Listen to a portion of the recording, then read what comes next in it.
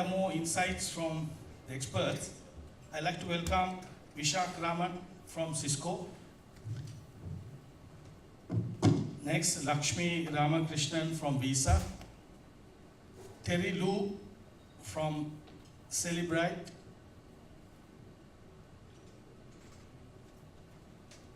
Nikita Shikho from InfoWatch. Subho Halder from AppNox. And finally, co-host of this summit, Bhushan Dayaratna from Sikra. Once again, thank you for accepting our invitation and spending your precious evening with us. What we'll do today is that get the panel here to share some insights, quick takes in terms of the cybersecurity challenge, and then I'll go into more specific issues per their expertise, and which will help you to sort of understand and be updated. The best opportunity is to really make it very interactive, and I hope all of you will raise some of the issues you all face individually or at corporate level in terms of managing the cyber security threat. I'll ask the panel to give your own perspective, each of you, your own take in terms of the challenge of cybersecurity. I'll start from Vishak. I think, from Cisco's view and what we see in the recent attacks, three things which is emerging very strongly, and I want to leave it as a thought. Endpoints have become a lot more vulnerable than ever before, and hackers are no more going after your crown jewels, the data centers, but they're really wanting to come inside by breaking your endpoint as a vehicle to carry the payload. So the rise of endpoint and attacks is something which we are seeing visible never before, and this applies to your IoT, your mobile part of it. So I think that's seed thought. And the second part is it's no more signature based. How do you get more threat intelligence towards not preventing an attack but predicting an attack? Attacks will happen, but how do you get that intelligence much ahead of the curve when the attack is at the brewing stage? I think that's becoming a lot more important. And the third point is it's not one vendor with another vendor. It's one OEM or one technology to another technology, but it's about how strongly we build an ecosystem. When I said ecosystem, it's just not the technology part. It's about people, it's about government, it's about responsibility of citizens, it's about telcos partnering. So it's the battle between the bad guys and the defenders. So I think it's calls for an action towards building a larger ecosystem, more collaboration, more sharing of intelligence, and it's more like an ecosystem. This is what we are seeing in the marketplace. I'll move to Lakshmi.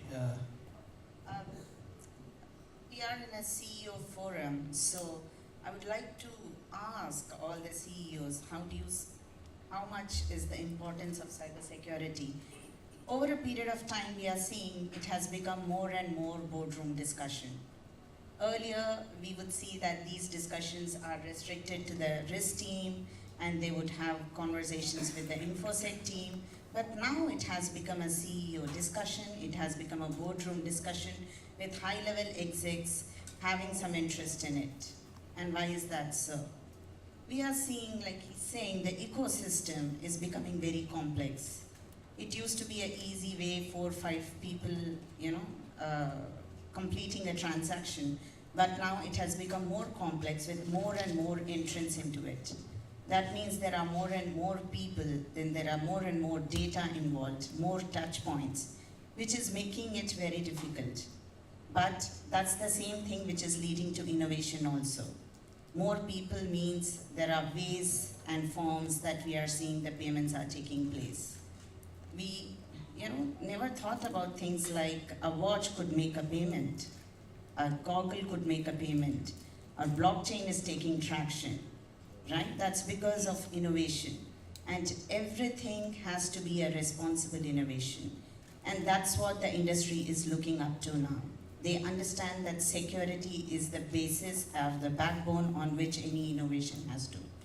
So that's why it is not easy for anyone in the exec position to take a decision whether to go for convenience of the customer, because the customers these days are asking for faster payments, secure payments, and frictionless payments. But this has to be also added with it a security factor. So it is moving in the exec level cybersecurity from erstwhile SME level. I move on to Terry. What's your take? I think we deal a lot with post-investigation. So basically our equipment and our solution, right, enables investigators to extract data from mobile devices and to go through the data. As what it was mentioned earlier, the various endpoints are actually vulnerable to attacks these days. So we deal a lot with law enforcement agencies for post-investigation. However, a lot of enterprises today, right, has come to realize that the weakest link, right, is mobile devices. The user is either not familiar with how the vulnerability of Android devices work, where it could come in, how they could protect themselves and their company. And the worst is that a lot of cybersecurity professionals within the enterprise itself, right, are not familiar with the post-investigation work that's supposed to deal with the mobile devices. How do you get into the phone? What sort of logs do you look for? How do you extract the data to do your investigation? And with so much data in the phone that you can extract, right, how do you combine all this data to understand how, how the phone interact with each other? It could be not just from one device itself, it could be from multiple devices. So not many cybersecurity professionals today within the enterprise itself, right, understand how to deal with vulnerability from mobile devices. And also the other aspect is how fast could you gather all the data from possible what you call compromised devices when incidents happen? How fast can you do that? Within half an hour? Within 1 hour? If you have 200 employees in a company, are you able to do all this within, let's say, 3 hours of the attack and to go through the data? Or should you periodically archive the mobile devices that's being issued to your employees, or to archive the data that is bring your own? Do you have a policy to tell the employee that if you hook up your mobile device to the network, the data that is belonging to the company, you have the right to examine all this data anytime you want, or you have the right to archive the data? Okay, so all these are very, very critical and very valid concern, right, when it comes to enterprises dealing with mobile security vulnerabilities. Okay. Thanks, Terry, for your own perspective. Nikita?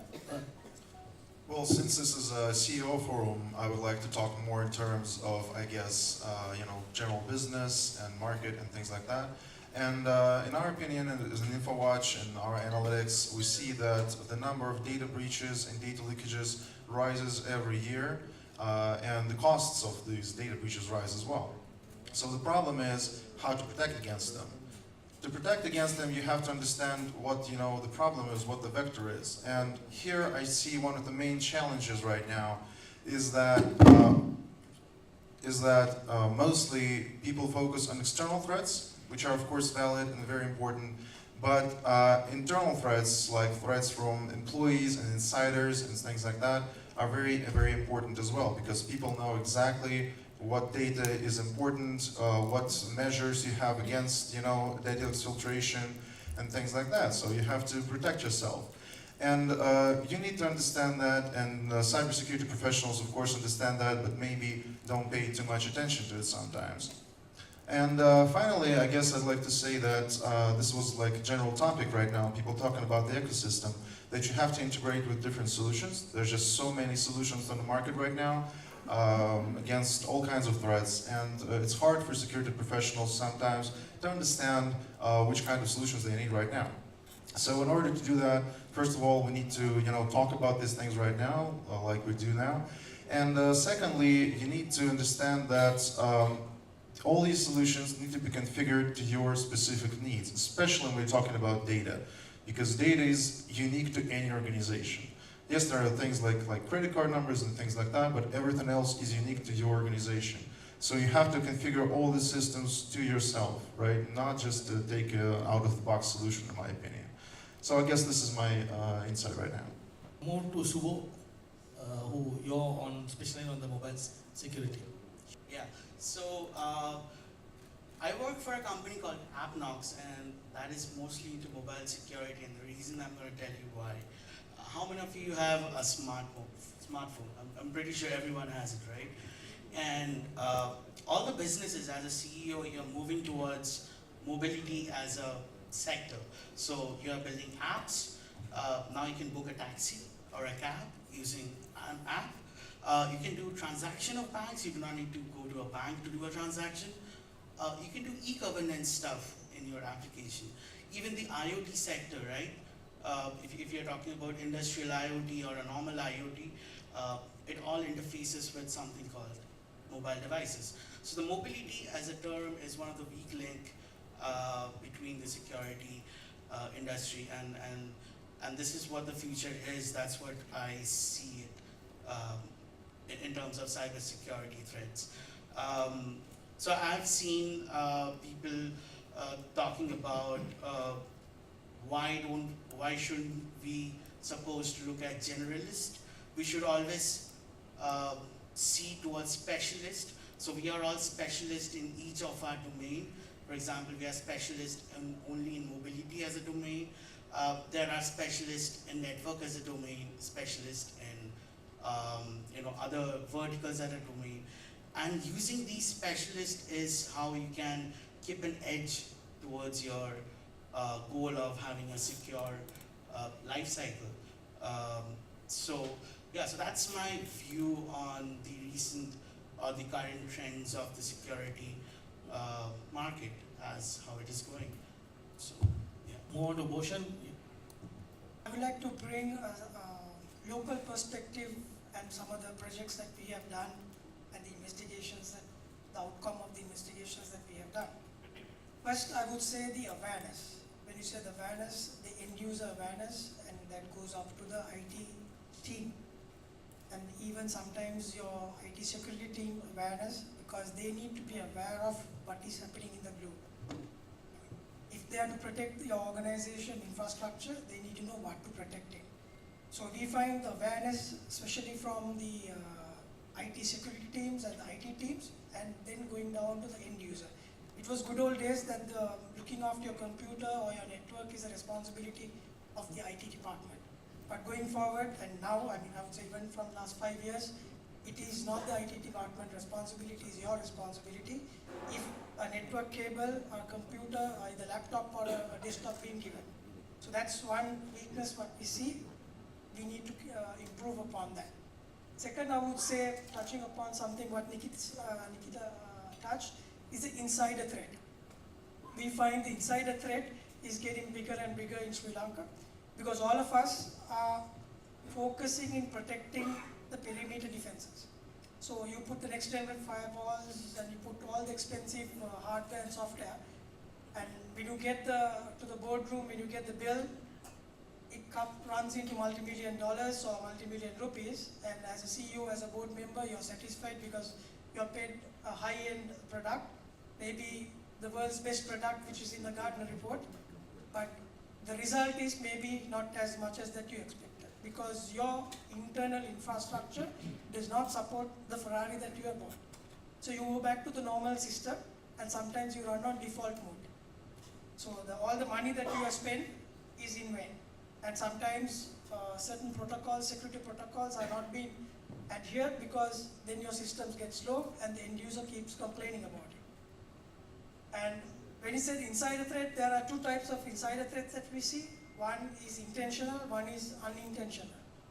The unintentional is what we are talking about, the awareness training. somebody who gets an email, a link on the email, goes and click without knowing any implications about it, and then put the entire system down. So the others are on intentional, which is someone can be on your payroll, 2 payrolls, maybe working for the competitor, and then they see an advertisement and then coming and applying for that, and you choose him because he's the best suited person and he has the best CV and he has the best experience, and moreover, he's coming from the competitor. So you ask him to bring that database also. He will bring all that, but he's stealing information from you and passing on to the competitor. Then also the intentional also can be within the organization. It could be a disgruntled employee. For whatever the reason, the person is disgruntled and he wants to leave, and he knows before you. So the minute you give the person comes and gives the resignation to you, you ask him, thank you very much, leave your laptop and you can go today. I'll give you 3 months compensation.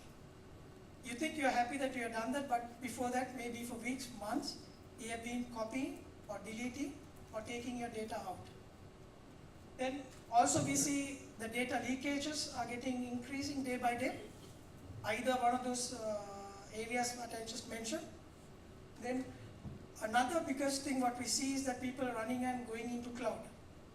They think, I can put everything in cloud and I'm safe.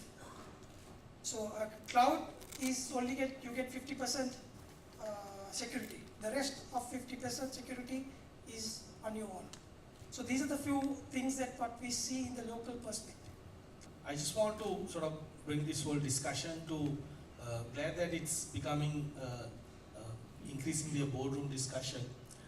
I want some feedback from the audience as to, is it really happening on a regular basis, or is it basically only reactive? So I hope during the discussion you can share some insights so that either you can correct the panel or perhaps agree with the panel and share some of the experience. I move to Terry. The reference to forensic, digital forensic, is it an afterthought in most cases? I mean, people are reactive, or what is the best course? Most of the enterprise that we talk to are reactive today. Okay, small to medium enterprise, right? They got absolutely no formal way of doing digital investigation. So if there's a breach, or if they suspect that a group of employees is plotting against the company, stealing information, upon the incident, they will bring in the big four, to start doing all this digital forensic. The right thing to do, right, is prevention. So we have seen a lot of larger organizations, especially in the oil and gas industry, that have started doing routine archiving of data from mobile devices, from their mid to top management. So that is one step that is required. If there's an incident that happened, they need to do investigation, they need the data for e-discovery, and all these are actually being infused into their IT policy. So none of the executive can say that, hey, you are not going to touch my mobile device. I'm not going to let you archive it every month or something like that. So the larger enterprises are actually doing all this, doing the prevention, and also doing a fair bit of monitoring on the mobile usage. Lakshmi, I just want to move on to, I mean, financial services sector is like the most, supposed to be the only bikini on the beach. People sort of go after the financial services sector most of the time, or it's most of the headlines. What's the real situation? What's the status quo? You are right. People are going after financial institutions because that's where the money is. And that's what they are after. So, like I said before, the ecosystem is becoming very complex. There are more touch points, there are more players. This is making the system also a little bit vulnerable. Why? Because it is opening up more data points. And this is creating too many data. In the last year, we would have created 2.5 quintillion data. Like, I was aware of this number only by learning. Quintillion I never heard before. And And 90% of it is in the last 2 years. So what is it these fraudsters are after? They are all after the data that's getting produced in these institutions. So our entire payments ecosystem's job is to protect that data. Data is foundational, and that's what it needs to be protected. There are different ways in which data can be protected. Visa believes in having multiple layers of security, and there are different pillars. There are 4 strategic pillars which it believes in protecting data. Like I said, the first and foremost is having a way of encryption when the data is flowing. The second one is human factor. Bhushan talked about it, Nitya talked about it. There are intentional and unintentional ways in which data could go out. And the third one is payment is one of the industry where you have data security industry standards. It's not easy, it's not a very common thing where you get standards to protect data, but payments has it, and that's PCI, that's the bare minimum requirement. PCI alone cannot solve for everything, there has to be other ways of doing it, but that's at least the basic thing we expect every financial institution to have. So that's about protecting data. The next step is, even after protection, if the data goes out, what do we do with that? The data should be useless for the people who are attacking it. That's what we call as devaluing data. That means, even when it goes away, it is a useless data and they cannot use it to get more money out of it. In the financial space, one of the very famous example, and which every consumer also would have experienced, is chip card. It's a new thing. For the past 5-6 years, it's becoming more famous in Asia Pacific region. And there, even if the fraudsters takes away the data, they really can't do anything with it. And we know that the digital space, the digital commerce is what is increasing, and that's what is paving the growth for all the payments. We have tokenization, which again does the same thing what chip does.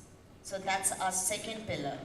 The third one is, why do the fraudsters need the data, right? They are running as organizations, they are running as big MNCs and enterprises, and they use artificial intelligence just the same way we are. If they can use it, why can't we as protectors use it, right?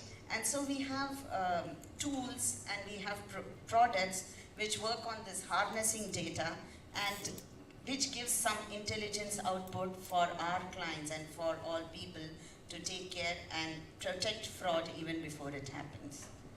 And the fourth and the most underutilized, like we talked about human factor earlier, and that was in terms of how they can be a vulnerable spot. We have the same set of people, human, who are participating in the transaction, who are the customers, and they know the transaction best. No one knows about the transaction better than the one who is doing it. So we need to give them some power, some awareness to make them take the decision on their own. So that's how we think the payment industry can fight and can overcome the challenges that are there. Okay. So data is the new gold or new oil? Oil, yes. gold, I don't know, everything. Everything. Nikita, just wanted to, everything is fine, but I think the hackers are being much more sophisticated. They are smarter than you guys. I mean, you still get, every day they are beating you. I mean, how can companies defend themselves? If I understand it correctly, you're asking if, yes, the hackers are smart, but at the same time, first of all, every company is aware that it has to protect itself against them, right? Against external threats. As Bhushan has said, you have firewalls, you have IPS, IM, antivirus, all these other tools. But at the same time, if we're talking about internal threats, and this is mostly what I am talking about, the thing is that your employee knows exactly where the client database lies. If he can use his email account or webmail or cloud to send this information out. All these things the employee knows best. They know who the competitor is, as Bhushan has said as well. There was a lot of cases like that. Actually, one of the problems I see here is lack of awareness about the internal threats, because people, again, as in the video that we saw before, every time in the media you only hear about the external attacks, about the hackers hacking into some system, breaching the data, and it's filtrating it out. Nobody ever talks about internal threats and insiders, because everybody tries to keep it under the covers, and that's completely understandable. It's just that this situation is leading to less companies understanding how important that is. Because, as I said, they know the data, they know which antivirus you have, they have access from home, for example, via VPN, right? I connect on my laptop via VPN, I download data to my laptop, you have no control over it, basically, and that's it. I do whatever I want with it there. So this is what we're talking about here, is that you have to give your security officers opportunities to control that, to at least see this information. And as Terry has said, you don't have to just see the information, you have to prevent it, right? And you can even stop the information from going out in the first place. So this is what I think about that. And to come back to the original question about why hackers versus internal users is, besides that, you have more control over your internal users actually, right? Because they're there, you have control over their channels of communication and so on and so forth. You can at least try to put them, into the direction that you control, and then you can see all the information going out. I guess this is my point. Thanks. Excellent perspective. I think it's good to stop. I'll stop the questioning, but open it up to the audience here.